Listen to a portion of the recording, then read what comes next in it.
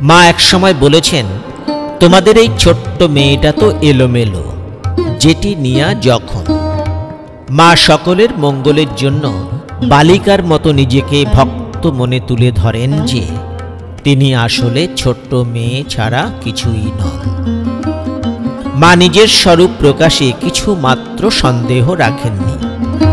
তিনি সুস্পষ্টভাবে বলেছেন, চিন্তা যদি কিছু করতে হয় তবে ছোট্ট মেয়েটির চিন্তা করো। একথা বলে নিজের শরীর দেখিয়ে দিয়েছেন। স্বামীজিদের সম্বোধন করে বলেছেন, তত্ত্বমসি, অর্থাৎ আমি তো সেই, আমি ছাড়া তো কিছুই নেই। তাই এই মেয়েটার উপর স্নেহ।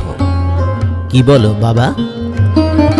শ্রী অরবিন্দ আশ্রমে মা আশ্রমের মাকে বলেছেন যে এই ছোট্ট মেয়েটা সকলের চেয়ে ছোট। শ্রী অরবিন্দ শ্রী শ্রী মায়ের দিকে ফিরে একটু হেসে বলেছিলেন, সব সময়ই ছোট শিশু।